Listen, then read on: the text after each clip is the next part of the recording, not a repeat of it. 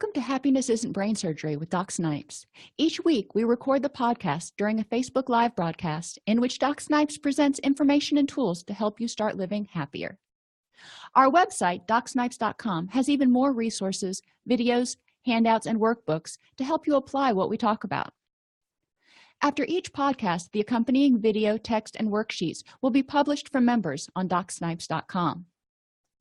Additionally, each week we have a members-only educational group followed by a question and answer session with Doc Snipes to help you apply the tools to yourself and start living happier faster. The Doc Snipes podcast will be providing listeners and members the same tools and information Dr. Snipes gives her clients. Go to DocSnipes.com to learn more. In this section, we're going to talk about core mindfulness, and that's basically the underpinnings of what mindfulness is and how to do it. We're going to define what core mindfulness is and the concepts underlying it. So there's going to be a little bit of theory here, but I'm going to try to keep it as practical as possible. Then we'll explore three states of mind: your emotional mind, your reasonable mind, and your wise mind, which I like to think about as the heart, the head, and the gut. So here's my favorite little monkey again. The wise mind talks about how skills, and the wise mind integrates your heart and your head. And it says, you know what? There are things that you really, really want, and your logic tells you something maybe that is in line or maybe something that's different. The wise mind takes those 2 points of view and synthesizes them. The wise mind is non-judgmental, though. It's just taking in all the information, synthesizing it, and trying to make the best decision for you based on your goals and everything else. It helps you focus on the task at hand and clear your mind of everything else so you can do what works. The key is to be compassionate with yourself, especially when you're starting mindfulness. A lot of times you will have monkey mind. You'll start trying to figure out, okay, how do I feel right now? And you start thinking about it, and then all of a sudden you're like, oh, I got to remember to go to the store to get this, or that's okay. Just write it down on a piece of paper. I really suggest most of us keep a piece of paper and a pen handy whenever we're trying to do our mindfulness stuff. That way we can write down anything that comes along. If you write it down, then you don't have to remember it. You can just know it'll be there and go back to the task at hand. If you're able to just let the thought come and go, that's great. Me, not so much. I know that I will keep coming back to that thought so I don't forget to remember it. So core mindfulness talks about those 3 states of mind. Your reasonable mind. Now, some people start with the reasonable mind and look at life through a logical lens, if you will, and that's okay. That's totally cool. Other people look at life through an emotion-driven mind and what is most compassionate and what's going to make most people feel the best. We all have both minds. It's just which one is more dominant for you. The wise mind helps you synthesize those 2 points. For example, I do a lot of animal rescue, and there's always homeless animals. There's always an animal needing foster. There's always something to be done. However, and I would love to have every single homeless animal and be able to take care of them until they could find forever homes. But that is not logical. There's no way I could properly attend to, 1 million animals, let alone 2, 3, 4, in addition to the brood that I already have. So my reasonable mind says, if you're going to foster animals and you're going to do animal rescue, cool, because that is what's in your heart. However, you can't do that and use up so much energy doing that you can't attend to the other areas of your life, because that will keep you from achieving your goals too. So what is the reasonable thing that you can do right now? And my wise mind says, you know what? I can take on a mama and her litter, or I can take on 1 or 2 adults, but I can't take on more than that at any one time.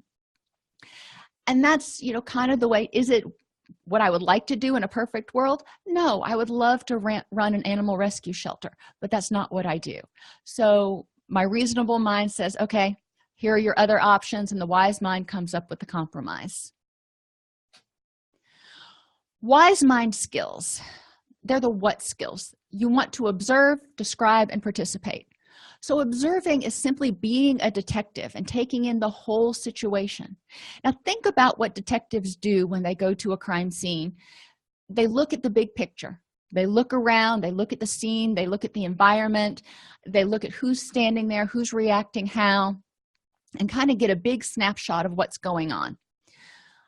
What might I be missing? They're trying to look for how all the puzzle pieces go together and trying to figure out potential explanations for how this, whatever this is, could have occurred. And they interview a lot of different people, a lot of different observers. It's not the word I'm looking for, but you know where I'm going with this.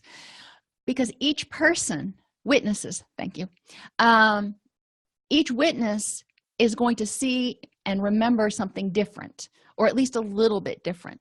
So taking all of these different perspectives and synthesizing them gives you a bigger picture of what actually is going on. So when something happens, be a detective, take in the whole situation. Maybe you're at work and a coworker is being particularly grumpy, or your boss is being particularly grumpy. So you want to step back and say, not necessarily say, oh, he's mad at me. Step back and go, let's look at the big picture. What's going on? Oh, today was the upper management meeting that he just came from. That could be it. Something could have happened at home. It is the day or 2 days after the time change. Maybe he's just having a hard time with the time change. Taking in the big picture and looking at all the possibilities instead of honing in on one particular thing, which unfortunately for most of us tends to be probably the most negative interpretation. And we want to ask ourselves to step into the witness position for multiple people in that situation and say, if I was in his shoes today, what might be making me grumpy? We want to describe, name our experiences. This situation is really stressful. Okay, it's not saying anything about what's going on. I am just describing what's going on and how I feel in the situation to myself. So I'm understanding that I'm feeling really stressed out about this, not exactly sure why. And that's okay. That's that what skill. You're observing, you're describing, you're giving texture and depth to the situation so you can get a better handle on what to do next, which is participate. So I know that I'm feeling stressed about whatever it is because my boss is in a really grumpy mood. And I say, okay, so what can I do to improve the next moment? Because being stressed about whatever's going on with my boss isn't going to solve anything. It's just going to keep my anxiety wound up. So what can I do? I can talk to myself and go, you know what? There are 20 different explanations for why my boss might be in a bad mood. Is dwelling on and trying to figure it out worth my energy? Am I doing something that could have triggered a bad mood in him? And if so, what can I do to correct it or improve the next moment? I can't change the past, but I can start doing better in the future. Look at all of those options about what you have that you at your hands, at your fingertips, that you can do to improve the next moment, and then choose the best choice of action based upon your goals. I like this job. I really like my boss. I really want to continue to stay employed here. What is the next best course of action based upon my goals?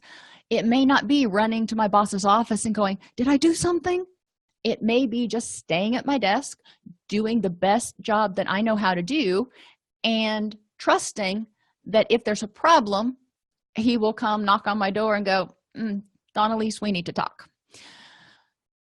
That could be one choice of action. So participating is really choosing what is the best use of my energy in this moment to get me towards my goals. And we're going to talk a lot in future modules or podcasts or whatever you want to call it about how to deal with anxiety and distress tolerance and all that kind of stuff. But right now, I just want you to focus on mindfulness, being aware of what's going on, describing how you feel, so you get an idea of what's going on inside and outside of you, and then starting to brainstorm. What are ways that I could improve this next moment? I'm feeling stressed right now. I don't have to continue to feel stressed. Stress, anxiety, anger, those are emotions that are designed to say, dude, get off your butt and do something. And you've got to figure out what that something is. There are things that get in the way of mindfulness, though. Things that get in the way of observing can be adrenaline and fear.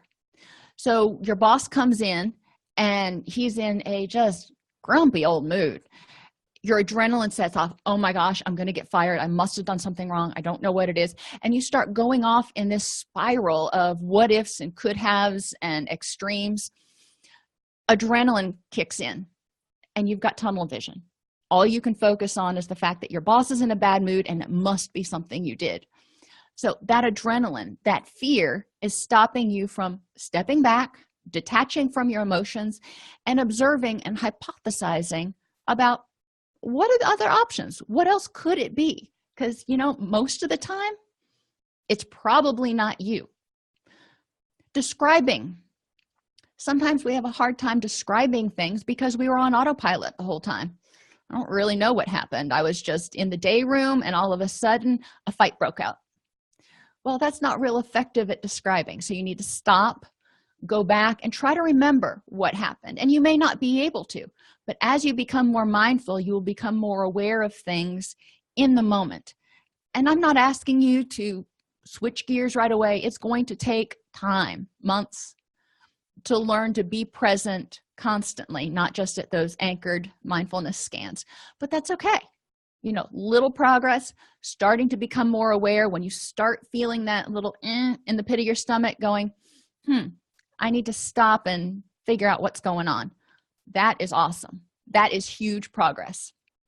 Because like getting a cold, you don't wait until you have a fever of 103 and you can't breathe and you're butt sick in bed.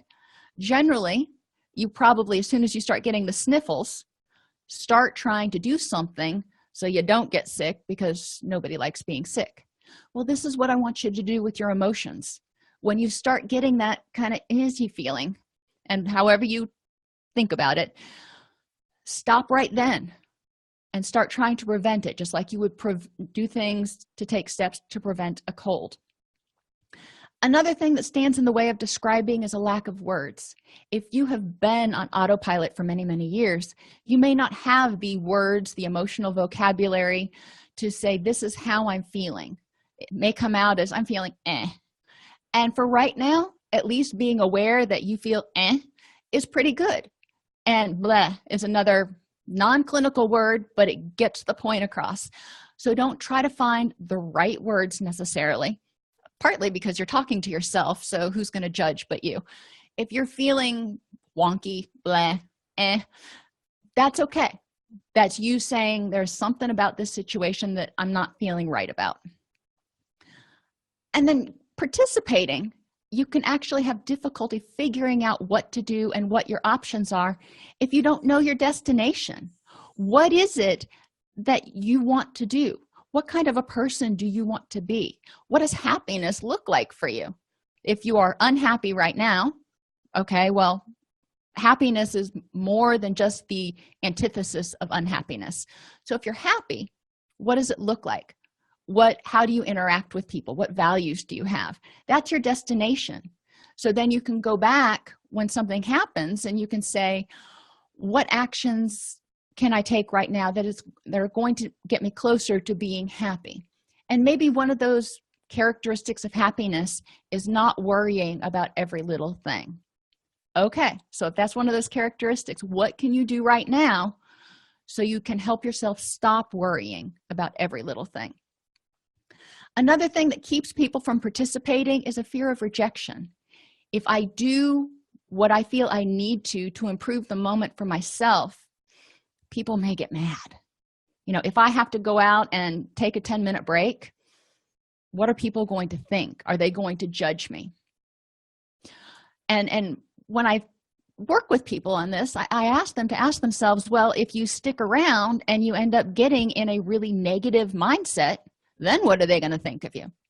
So is it better to model healthy, mindful behaviors so you can come back in 10 minutes and be focused again and be positive again? Or is it better to sit here and push through because you're worried that they might judge you? And that's an individual decision people have got to make, but you can kind of see what I would encourage you to do. And the fear of being wrong. What if you go through all those options and you choose one and you do it and you don't feel any better, or it doesn't help you get towards your ultimate goal? You learn something. Next time that situation comes up, you won't choose that option. But the fear of being wrong, the fear of trying and failing, can also keep people paralyzed, so they don't act mindfully. They would prefer to just go on autopilot, because then they can blame other things and they don't have to say, yeah, I really made a crappy choice. So activity, practice observing, describing, and participating. Watch a sitcom or another television show and find a scene where a person has to make a choice.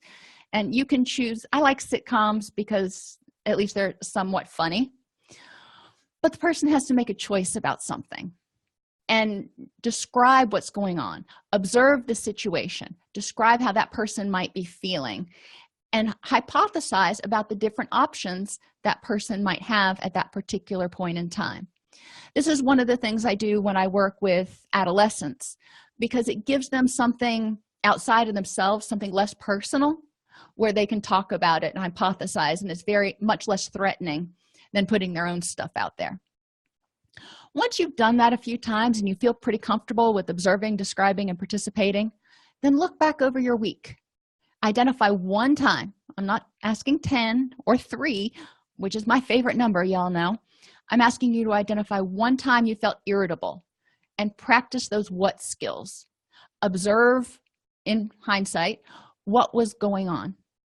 What was going on inside you? What was going on around you? What was going on that led up to this situation? Describe how you felt. Describe the situation. And then move on to that participating and go, next time it happens, or what options did I have that I didn't necessarily pay attention to? And what could I do the next time? So looking back, learning from our mistakes, we make mistakes all the time. We make wrong choices all the time. It just happens. We're human. We're fallible. But learning from mistakes is what we want to do. You don't want to make the same mistake over and over and over again. So make a mistake. All right, pick yourself up, dust yourself off, learn from it. And then the next time that situation occurs, you'll probably make a better choice. And purposeful action. We've been talking about observing, describing, and participating. And purposeful action really kind of brings participating to the forefront. It means becoming mindful in the present moment, acting intentionally instead of reacting emotionally. You act with purpose. So you're aware of what's going on, you consider your options, and you choose how you're going to use your energy. You choose behaviors and actions that make effective use of your energy to help you achieve your long-term goals of happiness, whatever that is. So if that means being a compassionate friend, if that means being a dedicated employee, if that means being, whatever it means to you. When things happen, look at what choices can I make in order to be the type of person that I want to be, and start doing that right now. So in order to determine purposeful action, remember I said one of the things that gets in the way of participating is not knowing your long-term goals. So ask yourself, spend, 30 minutes, it's not so long, thinking about what kind of person do I want to be? What kind of values? And it's a little morbid, but sometimes if people get stuck, I say, what would you want on your epitaph? What do you want people to remember you by or for? And that can help you narrow down, because there's a lot of stuff you want to be. but what are the things that are really the most important to you? What values do you cherish? Because that's what you want people to remember you for. And what people, experiences, and things are important to you? Now, this is getting a little bit broader. So when you're talking about being a loyal friend, that's great. Are there certain relationships that you feel you need to use your energy to nurture? Because those particular relationships are of utmost importance to you. What experiences and things in your life are really important to you? For example, work, being a valued employee. All right, maybe that's one of them. And we all have things that are important, whether it's your house, your livelihood, your whatever it is. But what things are important to you? If you want to achieve let's talk about secure retirement, not even necessarily a particular thing, but you want to be able to retire when you're 65 and be secure in that. Well, that might be a value or a activity that's important to you. So when you're making your decisions, you're going to think, is this going to help me achieve my goal of being secure in retirement? If you're visual, like I am, make a collage. And some people are like, collage. And if you feel like that, cool, you don't have to. Write it down, make a list, do whatever it is, so you have something tangible that you can look at and go, these are my goals.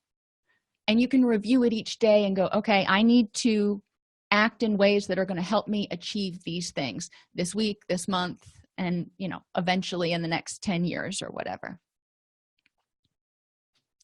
So the shortcut question: anytime you're at a crossroads, having to think about a decision or having to deal with negative emotions, ask yourself, is this behavior or reaction getting me closer to my long-term goals, or is it an autopilot response? Think about social media. I'll refrain from calling out any particular social media. You get on social media and somebody is being particularly antagonistic or negative. Now you have options. You can get all upset and angry, which some people do, and then you can choose what to do. And you can say, all right, is this worth me getting upset about? And if I go the direction of trying to get into an argument with them on social media, is that helping me get closer to my long-term goals, or is that just draining me of energy that I could use doing something else completely different, because this argument really has nothing to do with what's important to me? It's all about questioning. My daughter, bless her little heart, she just turned 13, but she's got this one down. And something will happen and she'll look at me, and thank goodness I've got a hold of it enough that it doesn't happen often, but every once in a while she'll look at me and she'll go, Mommy, now is getting upset about this helping you achieve your goals? And I just kind of have to bite my lip and be like, mouths the babes. All right, you're right. And let it go. I mean, if my 13-year-old can see it, why can't I see it? Because I'm not being mindful. I'm on autopilot, and she checks me on it. And she's like, that's probably not what you want to be doing.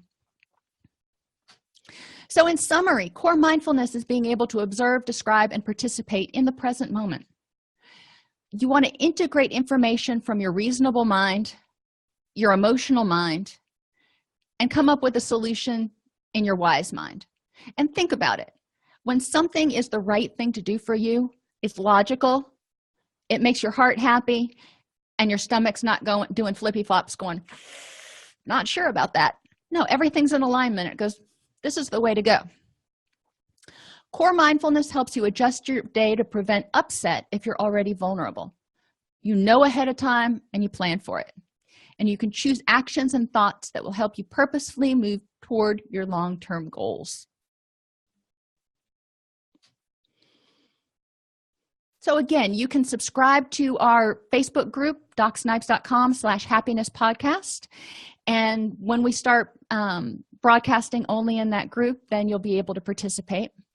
You can subscribe to our YouTube channel, youtube.com/allceuseducation. That has both our Clinical Counselor Toolbox podcast as well as the Happiness podcast, all on the same page. And you can also visit our website at docsnipes.com. This concludes the second episode, if you will, in today's 3-episode set of podcasts. And I'm going to take a little break. I encourage you to do the same, and I will see you in a few minutes.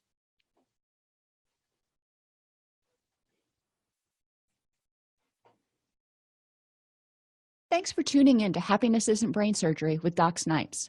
Our mission is to make practical tools for living the happiest life of...